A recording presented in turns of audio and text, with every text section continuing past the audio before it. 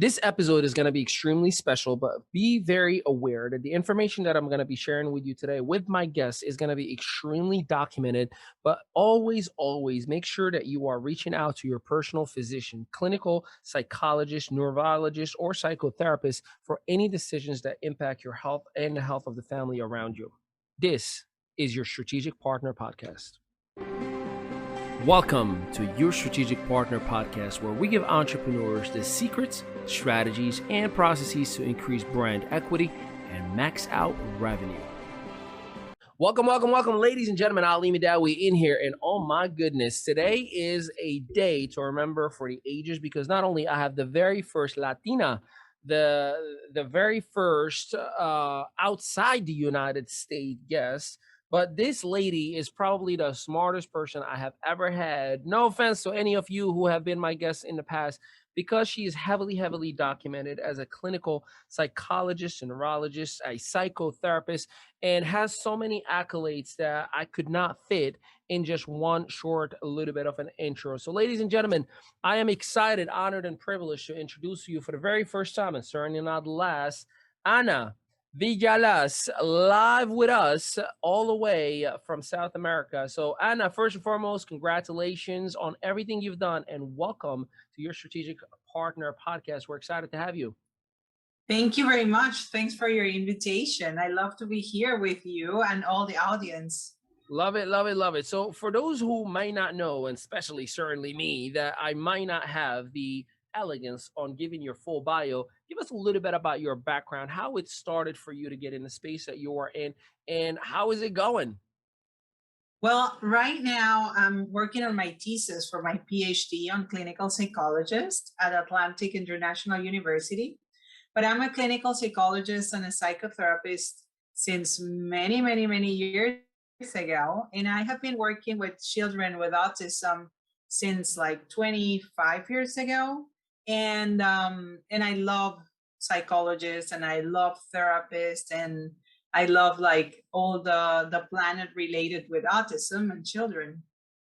Incredible. What made you get into that space? Was it a passion since you were a little girl, or was it something that you grew into, or is it family members that are around you and influenced you? How did you fall in love with the space itself? Oh, I love this question.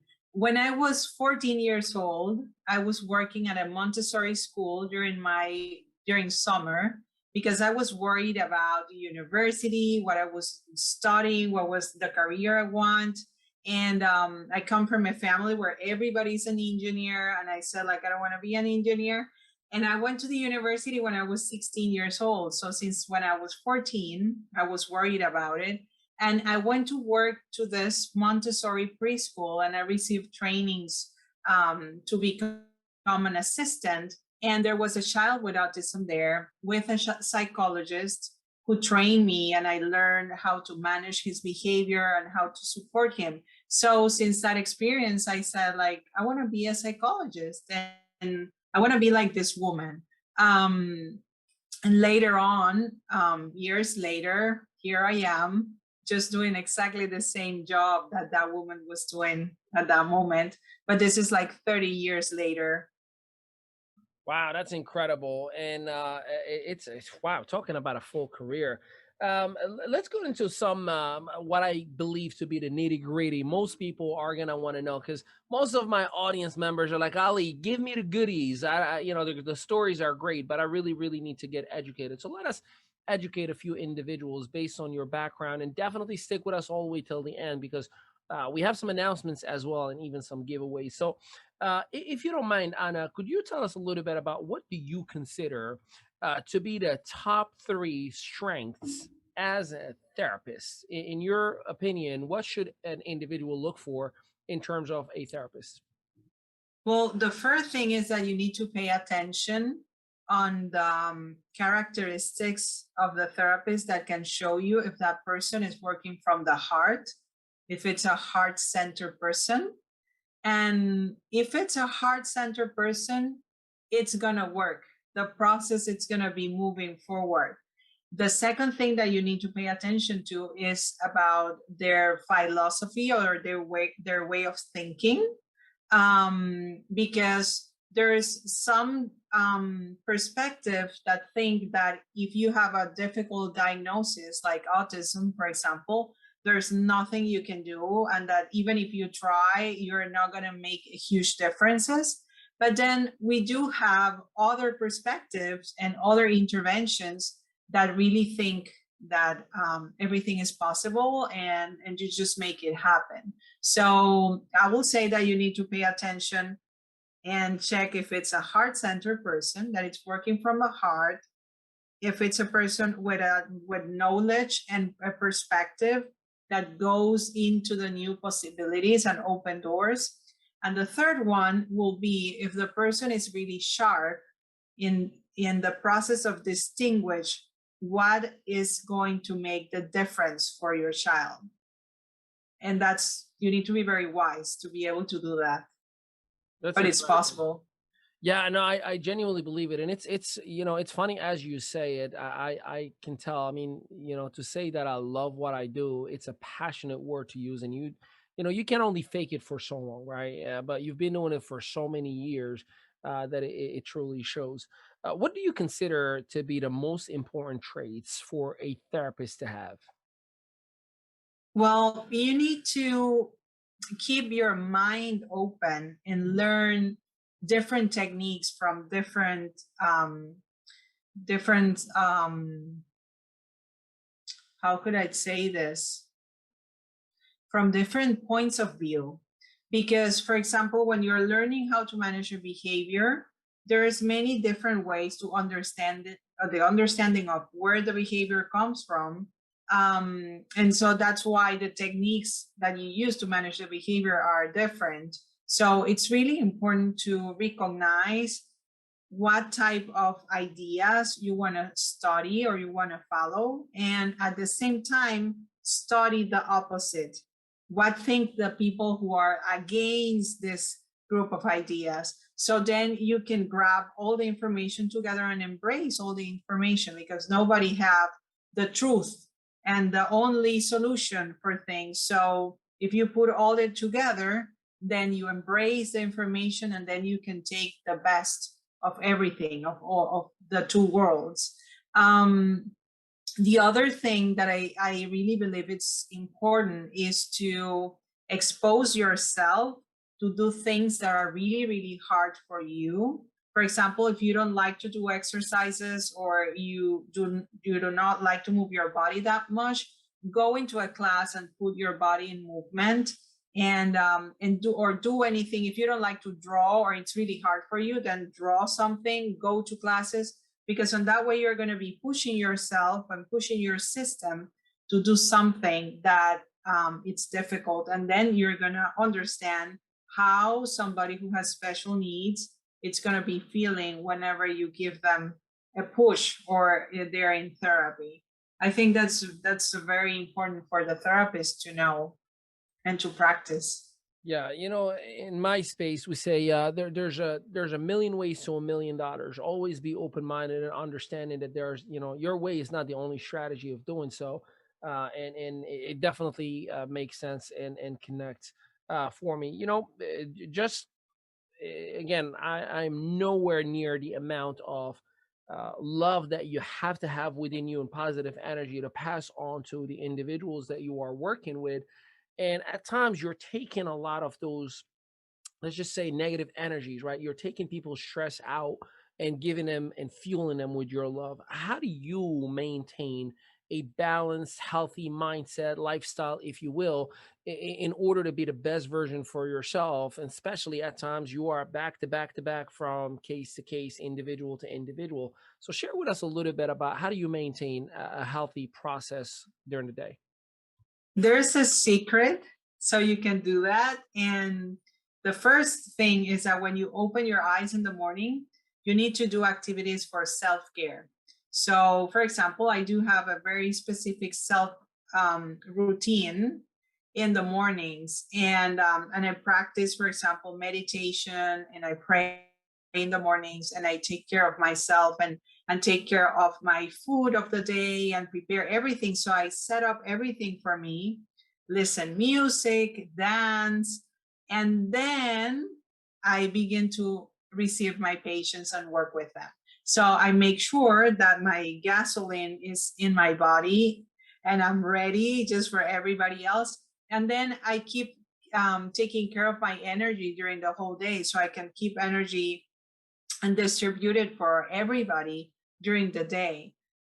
It was not easy to learn how to do this, but now that I learned, I love to say it out loud.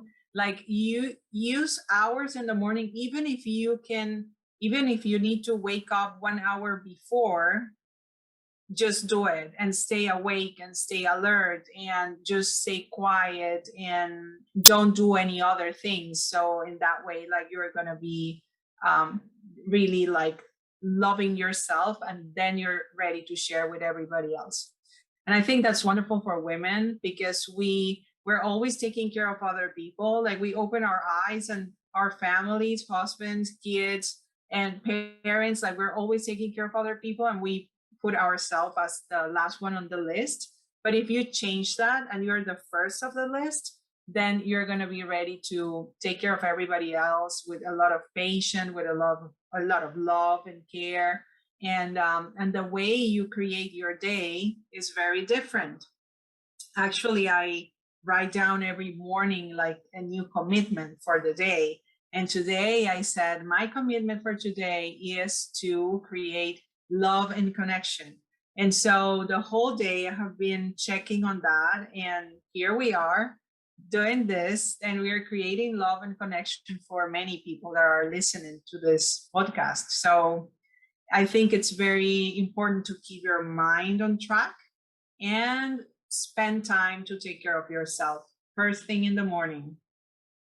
Love it, love it, love it. Ladies and gentlemen, stick with us for a little bit. When we come back, we're going to dig a little bit more into some of the personal things that Anna does to not only maintain a healthy lifestyle, but also, if she wasn't a therapist, what would she be doing? Stick around. We'll be right back. Hi, my name is Ali Mehdaoui, and I have spoken over 500 conferences in 3 languages, including TEDx and many Fortune 100 companies, sold books in 7 countries, and I focus on helping struggling entrepreneurs to leverage social media and the digital space to create brand equity and revenue. Visit me today at winwithali.com and let me show you how we can grow your financial bottom line and help you expand with momentum. Welcome back, welcome back, welcome back. Ali Mehdaoui here with your Strategic Partner podcast, and I have the incredible Anna Villalaz, which I will make sure that each and every one of you are connected with her. Make sure you check out the copy of this podcast where we have all of the ways that you can connect with her in social media and also in her website. So Anna, let's get right into it. You know, you were transitioning talking about finding self-love and being happy. And you said at first it was hard, but it became easy. For the average individual out there, how would you advise them to handle stress? Because you know, and I know, whether it's COVID, whether it's the craziness that's going on all around the world, politics, society, financial, craziness in the world. How does an average individual find that happy place and handle stress? Well, the first thing is that you need to understand that your life need to be conditioned to the environment. So many things can happen around you, all those lists of things that you just mentioned, and it doesn't mean that it needs to affect you inside, because all the experiences are neutral. What you understand, or the meaning that you put to the experience, is what creates your feelings and your thoughts about it. So it's very important to learn like how to do some diet from the information and the negative information from the environment. So you don't need to understand, learn, read, or receive all the negative information. You just need to know the amount of information that keeps you safe and in a way that you can take care of other people or support other people. But you don't need to expose your body and your brain to a lot of negative input of information. So that's one thing. And the other thing is that we need to learn, and this is like for everybody, we need to learn how to live from the inside to the outside. That means that you need to pay attention to your heart, and you need to pay attention to what's going on inside of yourself, deep inside of yourself. And then from there, then you live, then you share, then you give to other people, and not in the opposite way.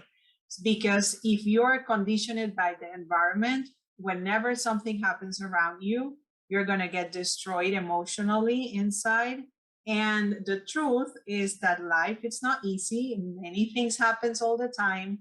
And if you're focused on your strength and your love inside of your heart, the love, it's always going to be stronger than anything else, more than the fear or the anxiety or any other emotion. So you need to train your mind to stay focused and connected with the love that is in your heart. And then from there, everything else, it's going to happen. See that? She's not just a psychotherapist. She's got poetry, she's got philosophy, you got it all. And what's the best advice you've ever received from anybody? The way you do one thing is the way you do everything. Yes. Yeah, I love it. You know, it's funny. We live by that. The way you do one thing is the way you do everything. It's so true. I mean, I can tell a lot about one person from one interaction. I got a rule. I'll tell you what I do. So if I invite you out for lunch, and I think I shouldn't be giving my secret out. This is when if I'm hiring somebody or I'm willing to contract somebody, and it's a big job or a big position, I'm going to put a significant investment in a person. And if the meal comes out and the person just goes and reach out to the salt and pepper and starts putting them on the food before they taste the food, that's a very bad red flag for me, because here's what my brain just said. You didn't even try the food and you already started changing it. That could have had enough salt and enough pepper, but you didn't even try it. So how you do one thing is how you do everything. If I'm going to give you a software, if I'm going to give you a major project, you're going to start to alter it already and change it without even trying the way it works. So it tells me yeah, it's so true. So for those of you, if I'm ever going to do business with you, if I'm inviting you for lunch, that's a test. So you know, now that's a great advice. I love it. If you weren't a therapist, what would you be? A musician. Wow. Do you play any Yes. instruments? Yes, I Tell me, play what do the you play? cello. I play the cello, and when I was younger, I used to play at the orchestra in my country. But then I got a moment. There was a moment in my life that I needed to choose in between or being a professional musician or a psychologist, and I decided to go into the psychologist field. But I'm also a musician at the same time in a certain way. I still play. No, I love it. Yeah, you're just writing different type of notes right now. That's I'm telling you, you're an artist in your own form. This podcast has taught me so much about you, by the way. Anna and I work together at least twice to three times a week, sometimes more. And this is incredible. All right, good. Let's for those of you, you can send some requests in the comment eventually, and she'll send you some of her best work. What life experience has taught you the most? So give me a specific something that has occurred that just altered your who you are as a person. What has life taught you overall? Oh, this is a beautiful question and a deep question too. When I was 31 years old, I since I was like 27 years old, I was sick all the time. Like when my stomach, like I couldn't eat that much. I was always feeling bad and having stomach aches, and nobody will not found what, like the doctors were checking, and they said one diagnosis and then the other one. And finally, I had a lot of pain, and I went to the hospital, to the emergency room. They sent me back to my house like twice. And then 3 days later, when I arrived over there again, they said like, okay, let's stay here at the unit care, and let's see what's going on with her. And I was screaming and crying because of having so much pain. And then later on, I had a surgery, and I had my appendix was burst inside of myself, so I have a peritonitis. And unfortunately, it was kind of late, and it took like 15 hours of surgery. and I passed away for a moment during the surgery, and I had a near-death experience, and then I came back to life with a lot of messages and beautiful things that you learn when you go and visit the other side instead, when it's not the right moment to go, but it was just like the right experience. And for me, and then when I opened my eyes again and I began to work on my recovering process, it have been so hard and it have taken so many years for me that I learned every single thing that you need to know about how to recover somebody with autism who do have troubles with their stomach and the food and allergies to food and diets, and the best part is that I learned how it feels when you go to the doctor and they don't know what to do with you, and you go to the doctor and they don't know the diagnosis, the right diagnosis, and how do you feel trying and trying and trying and not getting better, not getting better. So whenever I work with somebody, I know exactly how that person feels, and that's like one of the hardest experiences I have had in my life. And I'm very lucky. Only one person every 100,000 people survive to it. As I said, my doctor told me those numbers. And but what happened to me is that I learned to be a human, and that makes a whole difference. If I needed to leave that again, I will go back into that and get it again, because my sensitivity and my understanding of our bodies, of our emotions, our thoughts, like how we're built inside and how we have different structures inside of ourselves, was so special. And of course my awareness grew so much that I learned about all different type of therapists, medical interventions, biomedical interventions. What do we do in the west side of the world? What the people in Asia do, like in India, like everywhere. And finally I got a way to recover, and so I learned that expression that says never give up, and I felt it and had the experience, and now I can say, okay, never give up, try again, do it again, feel everything, don't let any part on the side, feel, think, everything, all the feelings. It's complete, we're complete inside. And of course that experience made me open my eyes and understand what was happening with my patients and the families that I was working with. And yes, and that's something very special that Oh, happened to that's me. incredible. It really, really, really is. Ladies and gentlemen, you want to stick with us? We got one more break. And then when we do come back, we're going to dig into some personal questions with some closing remarks as well, because this needs a part two, part three, and part four. Based on what I heard, you're an incredible human being, and I cannot wait for the world to meet you. So stick around. We'll be right back. Are you a hopeful or struggling entrepreneur? We'd like to introduce you to YEP, an entrepreneurial community that has expanded over 6 continents and helped over 5,000 individuals.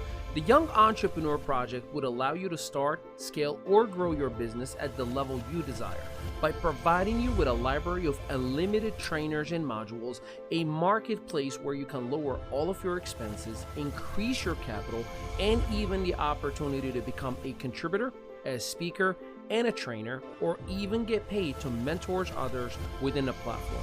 Learn more today at winwithali.com.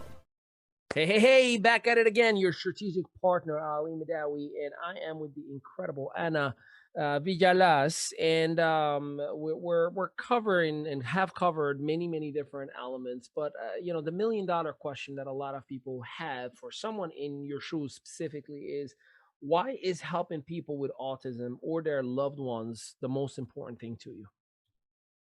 Well, these are the patients that nobody wants to help because nobody knows exactly what to do and how to do it. So from all the patients that I have,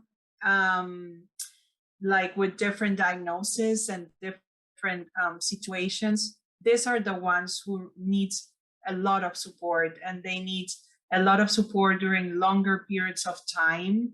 It's not a patient that you're going to see in 1 year and then you're done. It's a family who's going to go through a very difficult time, and during many years until the child or the person with autism can recover. And and that touched my heart deeply, because we live in a life where everything needs to be fast, and everything needs to just you need to resolve the problems in 1 second, and then you're people always think like that, like you have to do it fast.